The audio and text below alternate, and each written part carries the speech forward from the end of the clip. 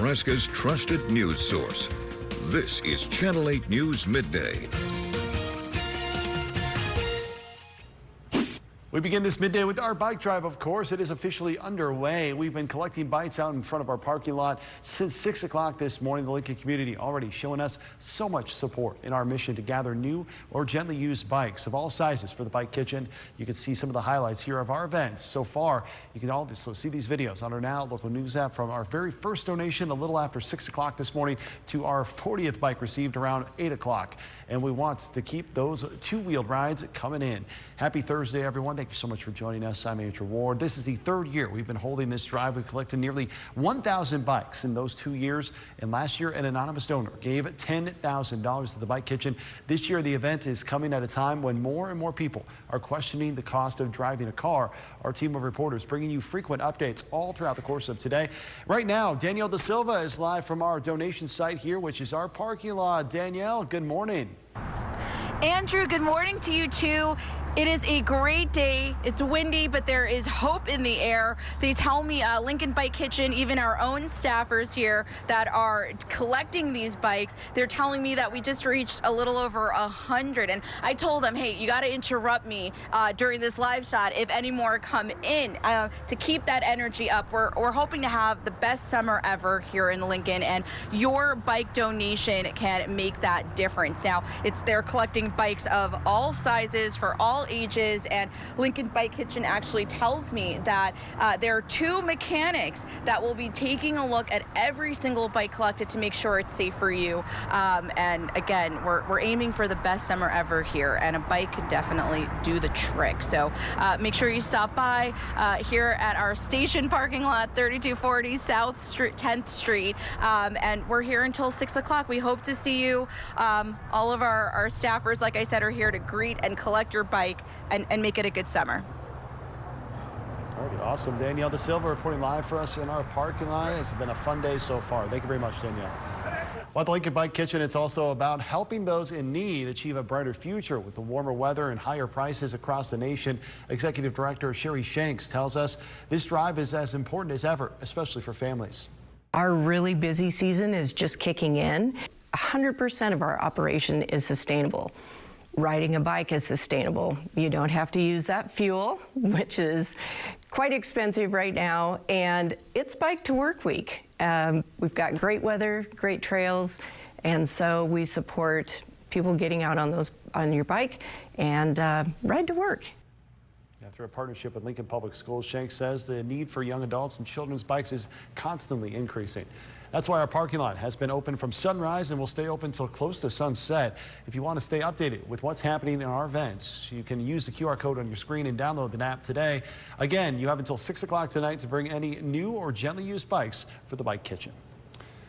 You notice Danielle's hair blowing a little bit there. Yeah, it's breezy outside, but it's not too bad temperature-wise. If you take a live look here at our Allen Communications camera. Let's get over to meteorologist Dominic Ferraro, who's got a very busy day for you. He's got more in our first forecast. Good morning, Dominic. Hey, good morning, Andrew. Certainly a busy couple of days coming up here in weather, and it starts out here this afternoon with breezy conditions and temperatures only getting warmer then as we head towards the end of the work week. Here's a look outside at our Berry Law camera. Definitely a few passing clouds out there just after 11 a.m. here. Temperatures in the mid-70s for the Lincoln Airport. It's 79 down here at the studio. So if you want some warmer weather, come on down to the bike drive and drop a bike off and enjoy the nice warmer temperatures. The only fly in the ointment today, those winds right now out of the south at 29 miles per hour.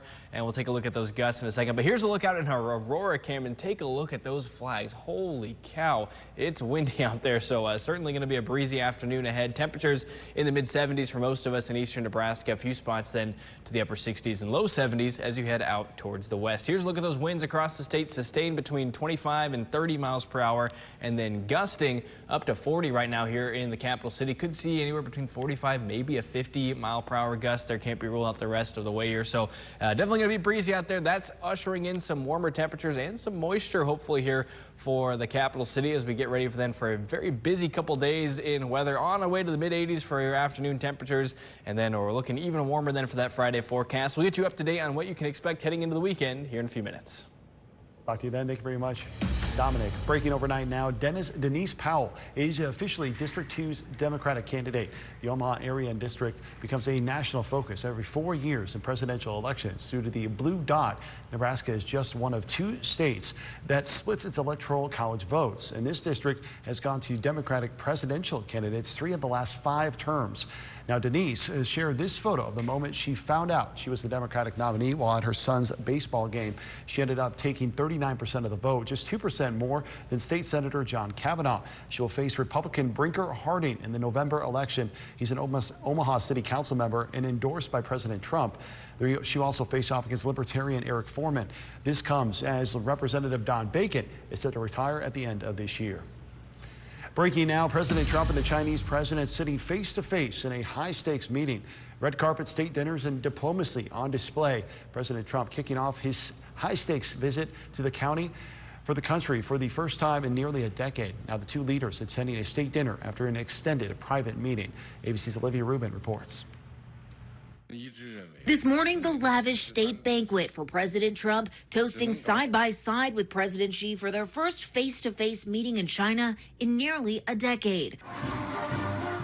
The pageantry following an ornate welcome celebration. Trump praising the Chinese leader as they sat at the negotiating table. You're a great leader. Sometimes people don't like me saying it, but I say it anyway because it's true. And Xi calling for a closer relationship between the 2 countries. We should be partners, not rivals. But during a 2-hour closed-door meeting, Xi reportedly delivering a stark warning to Trump on the issue of Taiwan, which China sees as its territory, according to a Chinese readout. Xi telling Trump if the issue is handled poorly, the 2 countries will collide or even clash. Afterwards, a White House official saying Trump and Xi had a good meeting, discussing ways to increase economic cooperation, end the flow of fentanyl in the U.S., and let American companies further into Chinese markets. Trump not mentioning Taiwan at all. How were your talks, sir? It's great. Did you talk about Taiwan? Great place. Incredible. China's beautiful. But the U.S. officials saying they also discussed Iran, a close ally of China, as the war looms large over the trip. The official saying Xi made clear China's opposition to the militarization of the Strait of Hormuz, currently still at a standstill and sending global oil prices skyrocketing. And so far, no word on what concrete steps China might take when it comes to Iran, though President Trump has previously said he doesn't need their help on the issue at all. Trump also inviting Xi to the White House in September. Olivia Rubin, ABC News, Washington. Happening tonight, an open house for a major project on 27th Street. LTU considering transportation improvements to 27th Street between Nebraska Parkway and South Street. The improvements include concrete repair and a replacement. Tonight's open house gives the community a chance to ask questions and learn more about the project. It'll take place in the Ordner Center at Union Adventist University from 5:30 to 7:30. New developments this morning. Nebraska's athletic director says Husker football's arbitration case is far from over. Troy Dannon breaking down the next steps for 18 Husker football players after they were denied about $7.5 million in NIL deals this week by an arbitrator. Those deals rejected by the College Sports Commission initially because they were connected to Playfly Sports, the Huskers' multimedia rights partner. Dannon says that those kinds of deals are just being more scrutinized now. To tell you, there are literally tens, if not hundreds of millions of dollars of deals that have also been rejected, that arbitration has yet to begin because I think a lot of people were waiting to see what happened with our case, because our case was really about a fundamental argument of whether associated entity applied to our multimedia rights partner. Dannon says the situation is far from over. There is another hearing in June, this time in a federal courtroom, that could establish multimedia rights partners as not affiliated with the universities, which does open up some NIL doors. In the meantime, Dannon says Nebraska's government could get involved in this case because state law requires those deals to be honored. If those deals are rejected, my anticipation is the Attorney General would step in and say, you know, the law says that you can't penalize them, they can accept these deals. But we do need to fulfill everything to get to the point where that law would even be viable for the Attorney General to step in. Dannon says they have already resubmitted many of those deals that were under scrutiny and are now waiting for the College Sports Commission to approve them for those 18 athletes. New at midday, a special moment overnight for a late Nebraska State Patrol trooper. From the state of Nebraska, James Harvey Ray, Kyle J. McCasey. Kyle McCasey's name read off during a candlelight vigil in our nation's capital. His name is now etched in the National Law Enforcement Officers Memorial after he was killed during a traffic stop last year. McCasey's family is there as well to honor him. Still ahead this midday, a grand opening for a major medical facility. How this $115 million building will help the rural healthcare crisis.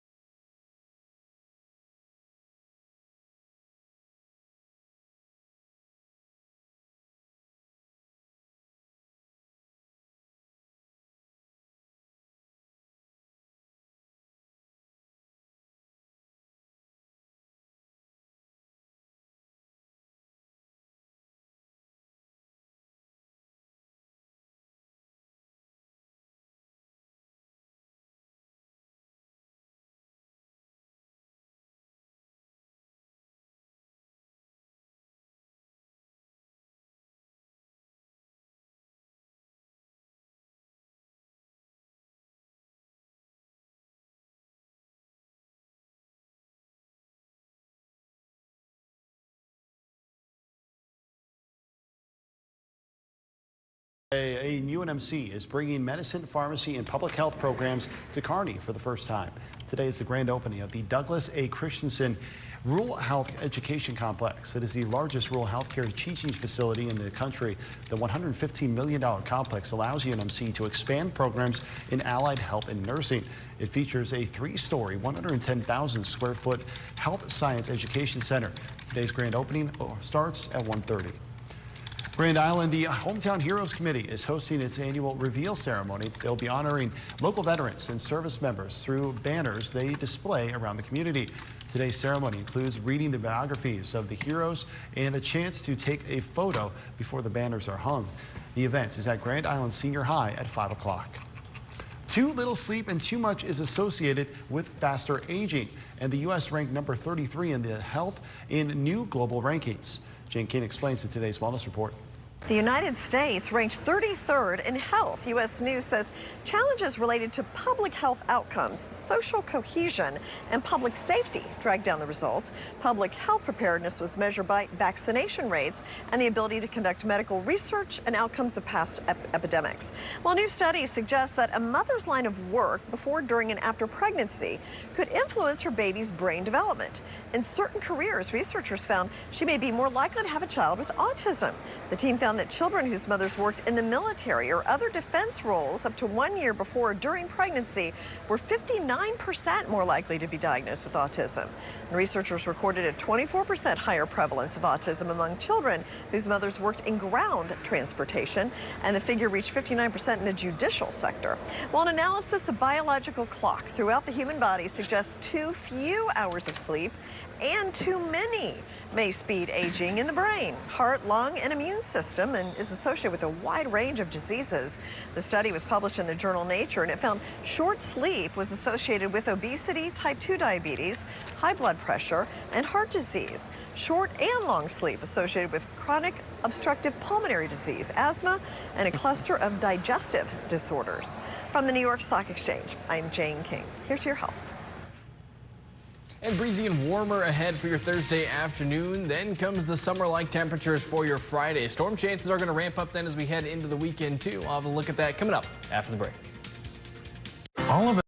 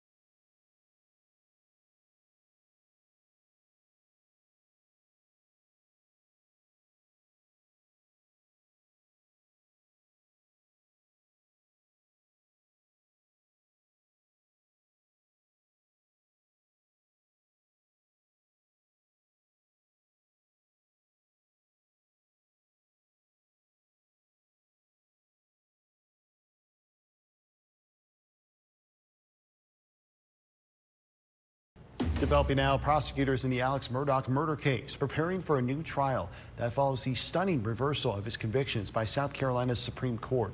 ABC's Steve Osunsami has more. This morning, prosecutors saying a new trial is very likely in the Alex Murdaugh murder case. Probably our best bet is just going to be to tee this thing up again. Yesterday, the South Carolina State Supreme Court throwing out Murdaugh's double murder convictions in the 2021 shooting deaths of his wife Maggie and son Paul, citing jury interference. Today on GMA, the lead prosecutor saying he's prepared to try the case again. These tragic deaths, they still require an answer. They still require justice, and that's our job. At the center of the court's decision, former court clerk Becky Hill, who oversaw the jury during the high-profile trial. The court writing Hill engaged in shocking jury interference, saying she told jurors not to be fooled by Murdaugh's attorneys and to watch him closely on the stand. One juror later testifying Hill's comments influenced her guilty vote. It felt like she made it seem like he was already guilty. Hill denied attempting to influence the jurors, but later resigned and pleaded guilty to perjury, obstruction of justice, and misconduct in office. The original trial captivated the country, including the moment Murdaugh admitted he lied about being at the crime scene after prosecutors played video recorded by his son just minutes before the killings. Hey, he's got a bird in his mouth! Murdaugh later admitting under oath he lied to investigators. Did you lie to them by telling them that you were not down at the kennels on that night? Yes. And while Murdaugh's murder convictions have been overturned, he's still facing lengthy prison sentences for financial fraud after admitting to stealing millions of dollars from his clients. Ashan Singh, ABC News, New York. Coming up, a big bike day here at Channel 8. What's the latest from our annual drive and how this is helping out people in our community?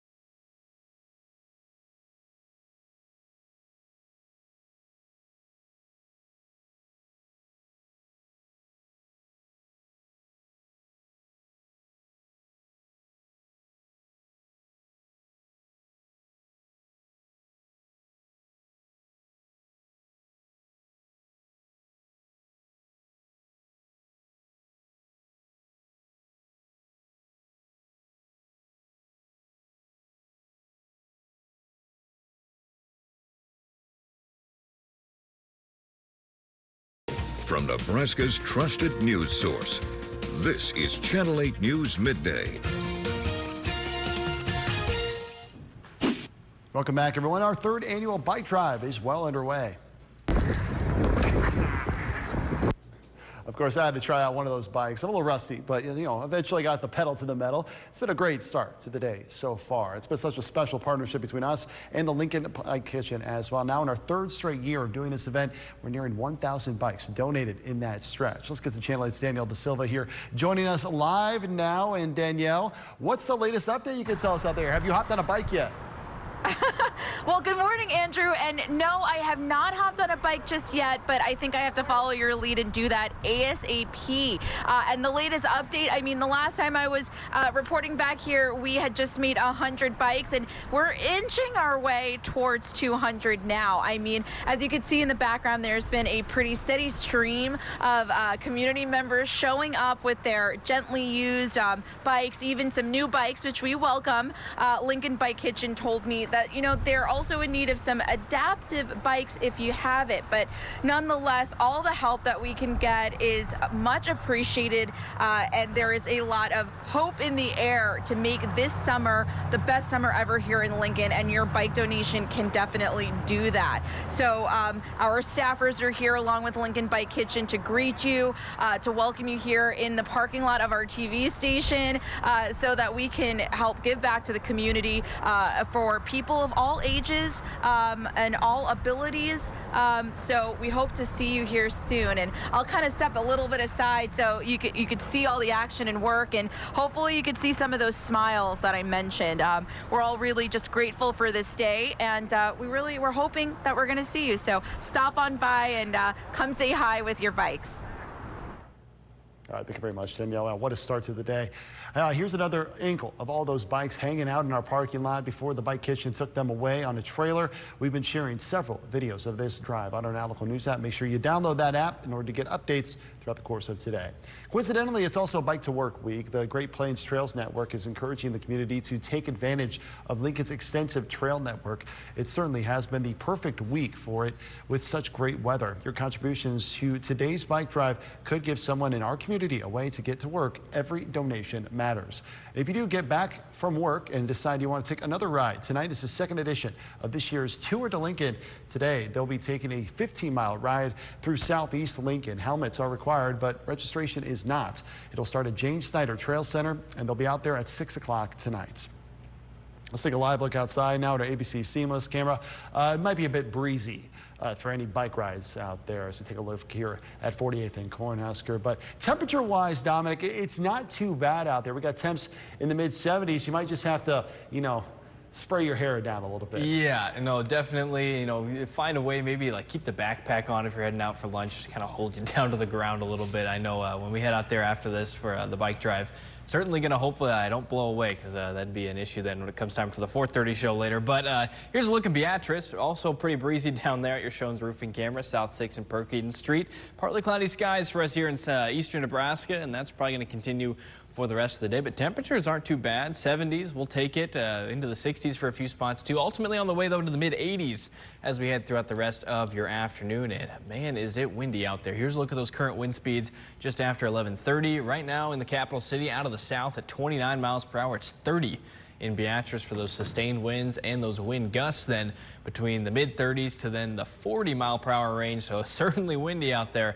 And if that's probably going to stick around then at least through the evening. So if you're heading out to that bike ride tonight, just be ready then for some breezy conditions going forward. A few passing clouds in eastern Nebraska, a few showers then as you get out towards north central Nebraska, stretching down there towards North Platte and then down into far southwestern Nebraska, just to the north there of McCook. So we'll take the moisture, especially out there where we can get it. We'll have a look at the drought monitor coming up in our next main weather segment here. But the rest of the way here in the capital city, partly sunny skies, definitely windy for the rest of your Thursday. I think we'll get to the mid 80s then for those highs. Could see the 90s then for your Friday. We'll have more details coming up here in a few minutes.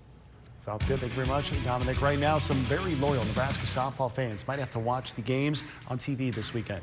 On Friday, tomorrow, Husker softball will host its first regional since 2013, but some season ticket holders are expressing frustration, unable to get a ticket. But the university is defending their process this morning. It starts with our top donor levels and moves our way down.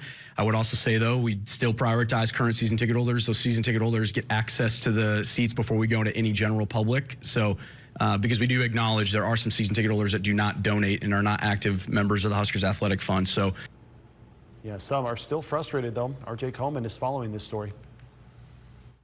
Husker softball on the precipice of hosting their first regional since 2013. The games begin Friday, and while the Husker fan base is pumped and ready to cheer on the Big Red, some fans who haven't missed a game all season long will now have to watch it elsewhere. In my opinion, they should get first right of refusal for those tickets. Josh Sandmeyer is one of many Nebraska softball season ticket holders that says they struggle to get a seat. He says they got an email from the university stating the highest donors had the right to choose first in a tier structure based on a point system. Sandmeyer's slot came up at noon. There were some seats available in reserve seating, but every time I clicked on a pair, they were immediately gobbled up. And the server told us that those seats were no longer available. According to the university, they say this.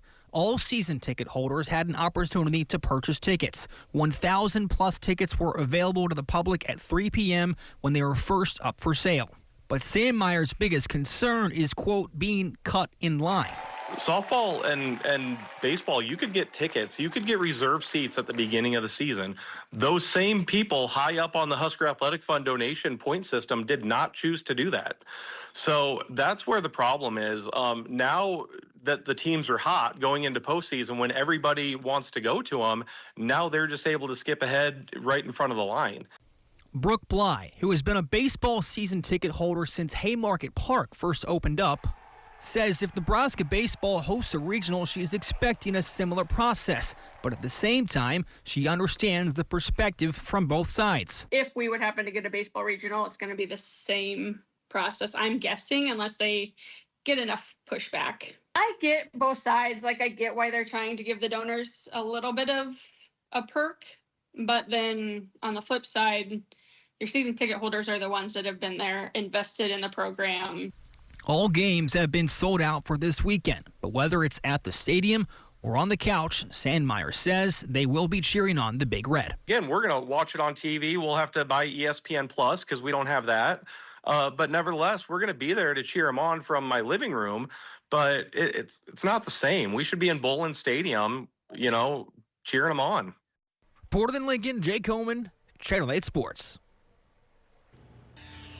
Thank you very much, Jake. Husker baseball is trying to find a way to host an NCAA regional as well. Huskers are on the road this weekend for their regular season finale. Nebraska taking on Minnesota starting tonight. The Big Red seen leaving Lincoln and arriving in the Twin Cities here late on Wednesday. Today's game is set for 2 o'clock this afternoon because of inclement weather.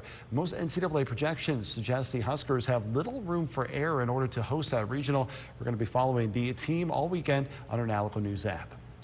Coming up after the break, a bike ban in schools and cities across the country. Why they're saying electric bikes may be more of a problem than a solution. Meet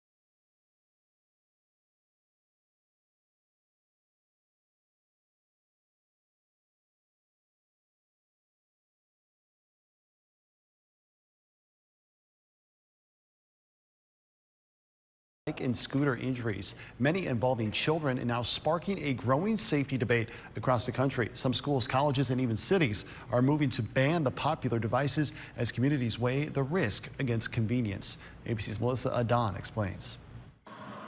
Friends gather at this intersection in Arlington Heights, Illinois, to mourn the loss of high school student Samuel Alfaro, killed after police say his e-bike crashed into a pickup truck after the teen failed to stop. It was like a brother for me. In a tragic twist, on the same day Samuel died, the city of Arlington Heights passed new rules targeting the use of e-bikes. The push for safety comes as e-bikes and e-scooter injuries increase nationwide. We've seen significant increase in our e-bike injuries. We can see as many as 5 in a shift. According to the U.S. Consumer Product Safety Commission, e-scooter injuries are skyrocketing from more than 8,500 cases in 2017 to more than 56,000 in 2022. Children 14 and younger accounting for more than a third of all e-vehicle related injuries. As a result, some schools and cities are enacting blanket bans on all e-devices. E-bike advocate Bob Middlestead says the numbers don't tell the whole story. We see that there are increase in accidents and fatalities from what probably mostly are the electric motorcycles, but we're trying to restrict lawful e-bikes instead of addressing the real problem.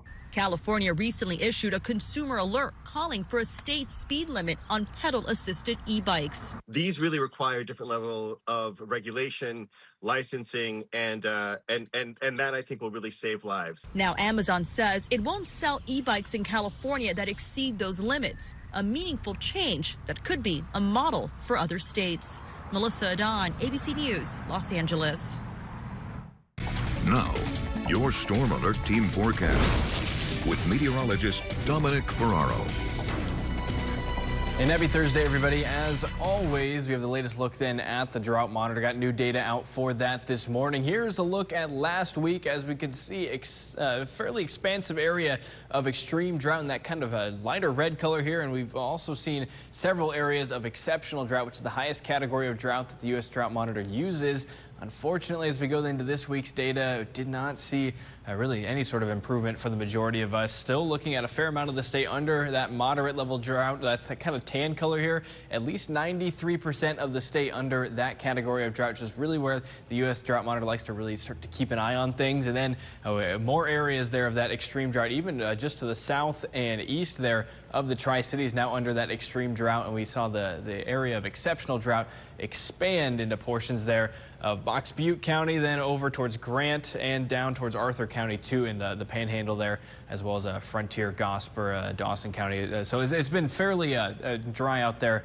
And unfortunately, we're going to need likely several rounds of moisture before that starts to kind of figure itself out. But we're hoping for that here soon. We got a couple chances for storms. Would take just the moisture, but we're also going to keep an eye then on some severe weather that we'll have a few more details for you coming up here in just a second. Some cloud cover out there in your Allo Communications camera. Temperatures here into the mid-70s already. I just checked our thermometer before walking over here that we have at the station. It says it's 80 here at the station, so likely going to see this bump up here at the hourly update. 78 in Hebron, 77 in Beatrice. The mid-70s then out towards the Tri-Cities, and it is breezy for just about all of us with strong winds out of the south, gusting up to 40, maybe even 45 miles per hour, at least over the next couple of hours. Those clouds can continue to try and move then off to the east. We might see maybe a stray shower or two try and pop up here into portions of southwestern Iowa. I think we stay really dry then for at least the majority of the afternoon. The bulk of our rain chances here off towards central and north central Nebraska, and then down towards North Platte and even over towards McCook then in southwestern Nebraska. Light showers for the moment. We'll keep an eye on these then. We could see one of these kind of develop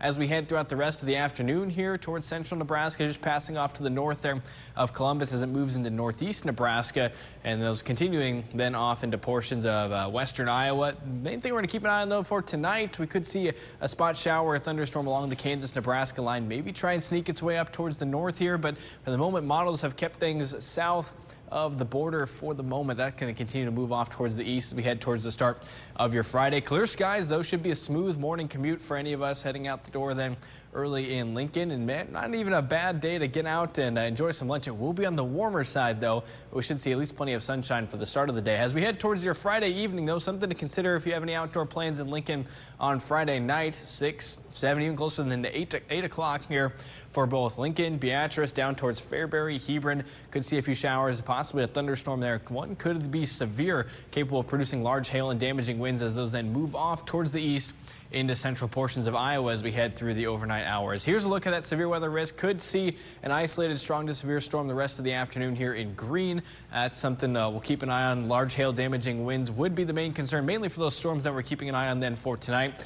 And then as we head towards your Friday evening there, as we showed you, could see again potential for hail and damaging winds. A slight level 2 out of 5 risk now for far southeastern Nebraska. It means we could see a few scattered severe storms. More widespread chances for severe weather then as we head towards your Saturday. All hazards on the table here. And we're looking at a chance then for severe weather as we head into Sunday and as well then into Monday. A little far out here. It's almost like playing a game of Plinko at this point, though. We kind of have to see how things shake out over the next couple days before we have a few more details then on those early week chances for severe weather. On the way then to the mid to upper 80s this afternoon. Plenty of wind out there, though, with gusts up to 45 miles per hour.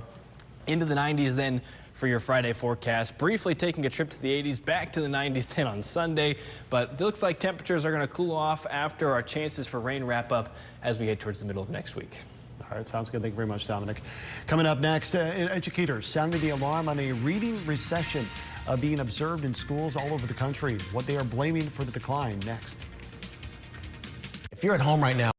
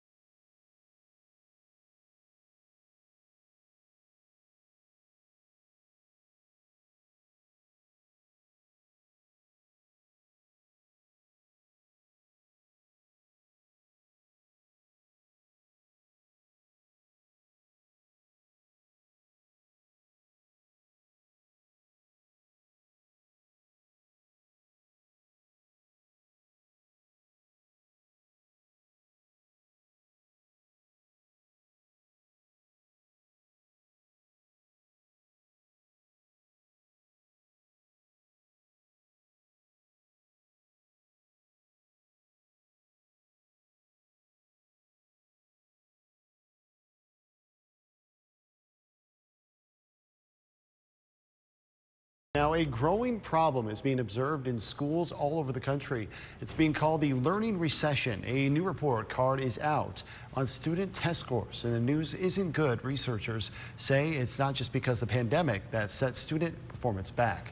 Here's ABC's Andrew Fajee.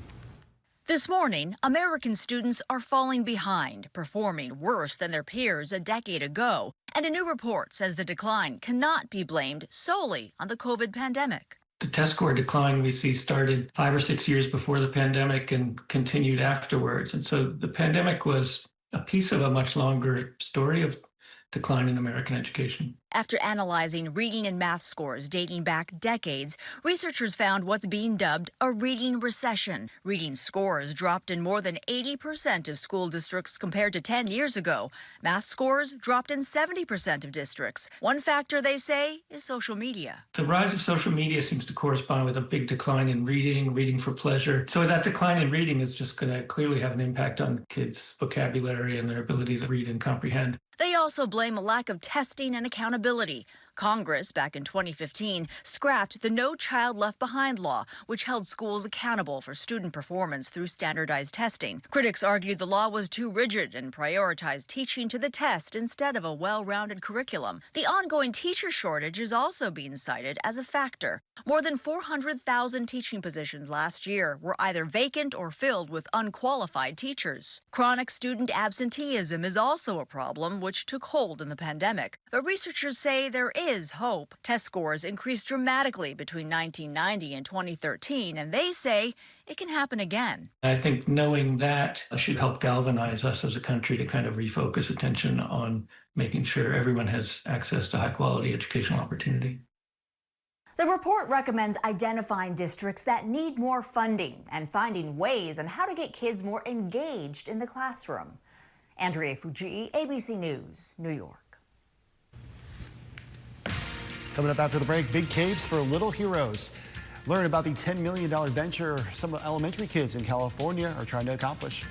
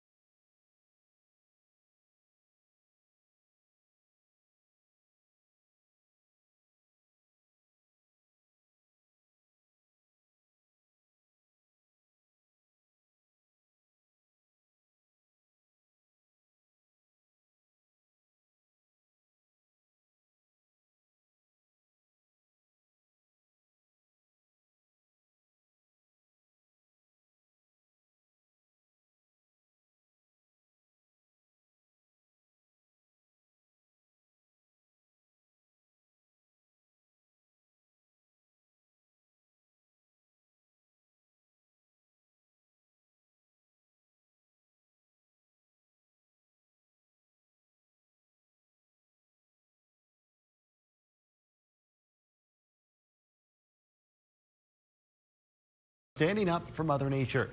The clock is winding down for the Big Bear bald eagle's home, which is now facing a threat. It's a piece of land where fellow eagles hunt to feed their eaglets.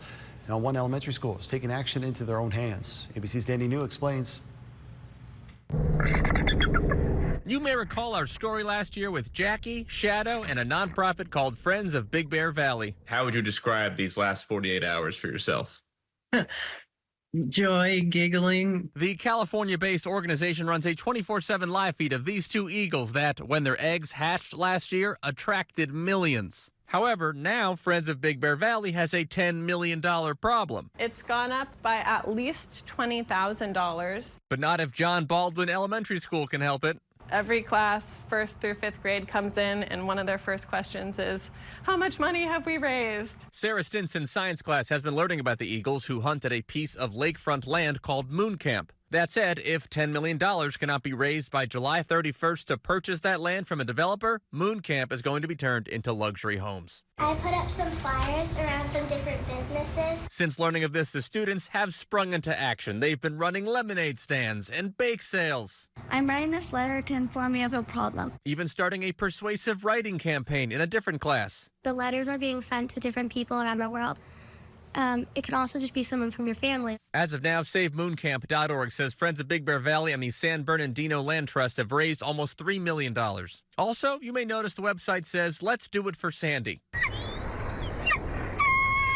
And that one of Jackie and Shadow's eaglets is named Sandy. Both of these are in honor of former executive director Sandy Steers, who passed away earlier this year. You saw a clip from our interview last March, and here is what she said was her favorite part about the growing popularity of this land and its eagles. What I'm most thrilled about is people connecting with nature and feeling it and wanting to see what's happening out there, because I think then a lot more people will care about what's outside their door and want to protect it. And Friends of Big Bear Valley tells our San Francisco station that if they can't raise the money in time, they're prepared to take out loans and pay off the debt with more fundraising. One member said, quote, "Failure is not an option." In New York, for ABC News, I'm Danny New. Before we go to break, here's a live look outside at our Barry Law Tower camera. Final check of the forecast is next.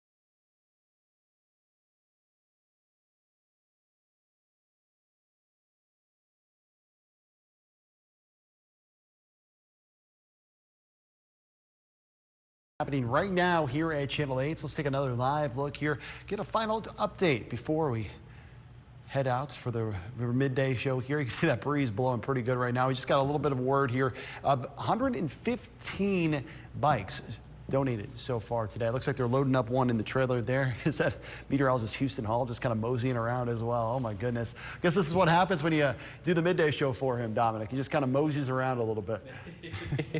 I mean, hey, you got to take the time when you can, because we're going to be busy this weekend. No kidding. Certainly with some stronger storms heading our way potentially as we go through the weekend. Here's a look at your rest of your afternoon temperatures, though, for tomorrow. Definitely on the warmer side here for your Friday forecast. We'll be into the 90s. So are you sure this isn't a forecast here for the summertime? But going to be a warm weekend ahead. Chances for showers and thunderstorms all these days. Then we'll be sticking with you here as we go through the weekend and make sure we're keeping everybody safe.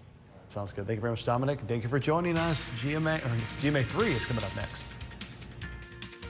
Come see us at our new South Point location. Locally owned, comfort-made mattress factory, handcrafted, built right here, and backed with a lifetime comfort guarantee.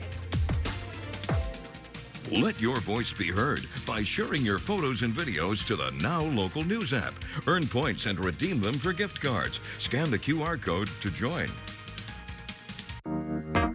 At At Stanton, you get the best value. 2 pairs for just $79. A free eye exam, anti-glare made same day. That's value you can actually see. Smart, simple, Stanton.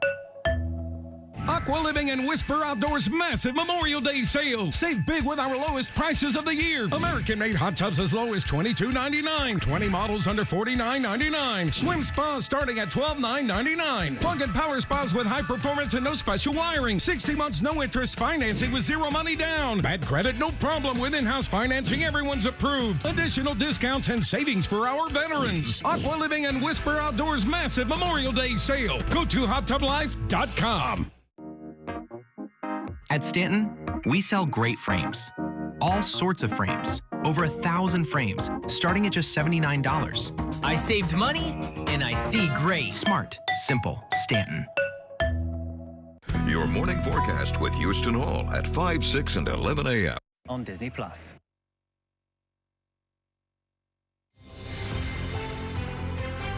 It's time for GMA 3. Alex Murdaugh's double murder conviction thrown out. The stunning reversal by South Carolina's Supreme Court after he was convicted of killing his wife and son. What comes next in the case? Royal welcome for Princess Kate. Thousands lining the streets of Italy to meet her. For me, it's a dream. The latest on her first solo trip abroad since her cancer diagnosis. What she's learning while she's there. And get ready to rock. Camp Rock! So good to be back. The new details we're learning about Camp Rock 3. It's time for GMA 3.